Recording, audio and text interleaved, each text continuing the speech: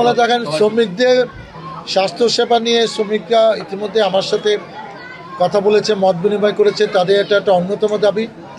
আমিও বেশ কিছু জায়গায় প্রতিশ্রুতি দিয়েছি যে সাভারে যে হেলথ কমপ্লেক্স আছে, যেখানে আমি একসময় চাকরি করেছি 93-তে, আমি ওইটা এখন 50 বেড হাসপাতাল, একসময় এটা 31 বেড ছিল, ওইটা আমি 100 কিংবা 100 বেশি বেড হাসপাতাল করার চেষ্টা করব। আর নর্মালি সরকারি কাঠামোর মধ্যে একটি উপজেলাতে একটাই হাসপাতাল থাকে, আর জেলা সদরে 250 বেড হাসপাতাল থাকে, যেখানে র্যান্ডম অপারেশন হয় সকাল দুপুর রাত সব জায়গায়। আমি মনে করি এই আশুলিয়ার জন্য আলাদা একটা সরকারি হাসপাতাল করতে পারলে আমাদের জন্য খুব ভালো হবে।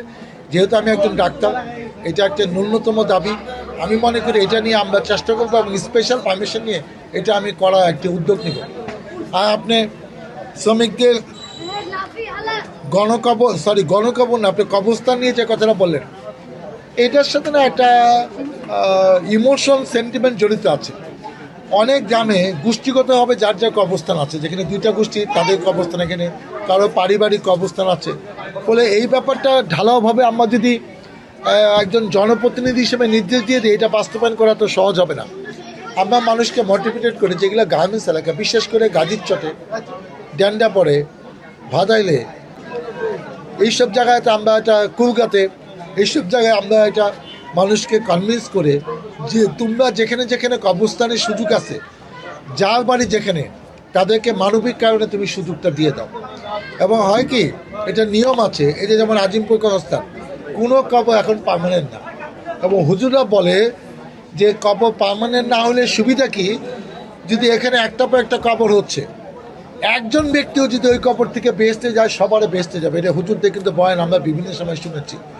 এক সময় কিন্তু হবে, জমি পাওয়া যাবে না, তাই আমরা যে কবরস্থানের সুযোগটা পাবে, এখানে পার্মানেন্ট কবর বলে কোনো কিছু রাখার দরকার নাই।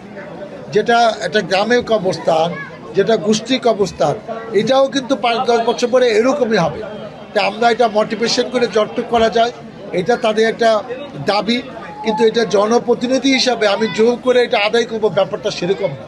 এটা নিয়ে আমরা আলোচনা করব, বিভিন্ন গ্রামের গণ্যমান্য ব্যক্তিদের সাথে, প্রভাবশালী লোকেদের সাথে আলাপ করে আমি হয়তো একটা ব্যবস্থা কিছু কিছু গ্রামে করে দেওয়া যাবে। এটা আমি উদ্যোগ নেব, এটুকু আমি আপনাদের কথা দিতে পারি। বাত ব্যথা, প্যারালাইসিস কিংবা আর্থ্রাইটিস, আধুনিক ফিজিওথেরাপি ও পুনর্বাসন চিকিৎসায় নির্ভরযোগ্য নাম ডিপিআরসি। শুনেন, প্রতিপক্ষকে তো প্রতিপক্ষ হিসেবে দেখতে হবে। কারণ আমি অনেক বছর পরে আবার এখানে মানে ভালোভাবে, সুন্দরভাবে, মনের মতোভাবে নির্বাচন করতে চেষ্টা করছি।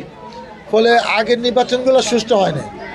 কারণ আমাদের কীরকম রিজার্ভ ভোট আছে, আমাদের প্রতিপক্ষের কীরকম রিজার্ভ ভোট আছে, আমরা তো জানি না। আমি প্রতিপক্ষকে প্রতিপক্ষ হিসেবে দেখতে চাই। এটা একটা নির্বাচন, কোনো ব্যাপারে কোনো গাফিলতি করা যাবে না, কাউকে অবহেলা করা যাবে না। আমি আমার নির্বাচন করবো একদম 12 তারিখ পর্যন্ত।